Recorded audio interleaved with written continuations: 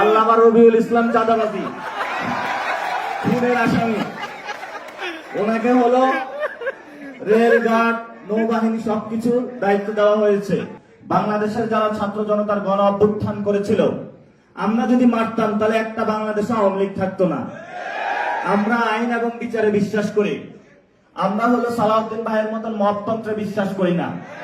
আমরা হলো বিএনপির মতন মবতন্ত্রে বিশ্বাস করি না। যারা মব করে নির্বাচন কমিশনে আপনারা দেখেছেন, দ্বৈত নাগরিক এবং ঋণ খেলাপি, এই যে ঢাকা 11 আসনের বিশিষ্ট সন্ত্রাসী সাহেব আল্লামা কাইয়ুম সাহেব, আরেকজন সন্ত্রাসী আছেন ঢাকা 10-এ তো মনে হয়, ওনার নাম যেন কি, আল্লামা রবিউল ইসলাম চাঁদাবাজি খুনের আসামি। ওনাকে হলো রেলঘাট, নৌবাহিনী সবকিছু দায়িত্ব দেওয়া হয়েছে।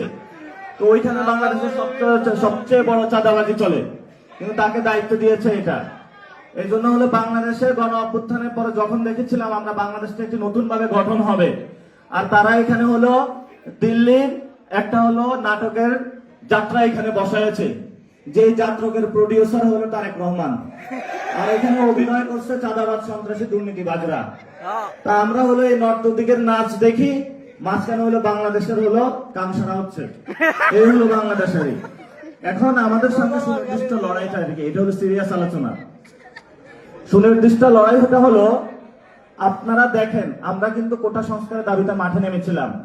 এটার অন্যতম কারণ ছিল আমাদের পকেটে টাকা নেই, আমাদের চাকরি নাই, মা বাপ এলাকায় বসে আছে যে কখন ছেলে তুই টাকা পাঠাবি, চাকরি পাইবি। গার্লফ্রেন্ড কল দিয়ে প্রত্যেক রাতে বলে কখন আমাকে বিয়ে করবা। আমাদের তরুণদের পকেটে চাকরি নাই, তারা বিয়ে করতে পারতেছে না। মা বাপ যে টাকা দিয়ে পড়াশোনা করেছে সে টাকা রিবেক করতে পারতেছে না। ফলত আমাদের এত 9-6 এইসব চান্দাবাজি ড্রামা দেখে আমাদের লাভ নাই। আমাদের তরুণদের চাকরি প্রয়োজন, আমাদের ভালো একটা শিক্ষা প্রয়োজন ব্যবস্থা, যে শিক্ষা ব্যবস্থার মধ্য দিয়ে আমরা নতুন বাংলাদেশ গঠন করতে পারবো। সারাদিন ক্লাসে আইসা এইসব দেখেন না, এখন বিসির কথা কাদেরকে বলা হচ্ছে। বাংলাদেশ ব্যাংকে একজনকে বসিয়ে দিয়েছে সোয়েটার ব্যবসায়ী। এবারে তোর কাজ ছিল হলো শীত আসতেছে, সামনে শীতে হলো কিভাবে সোয়েটার বিক্রি করবো, তোর কাজ। তুমি আসছো বাংলাদেশ ব্যাংক ধ্বংস করতে।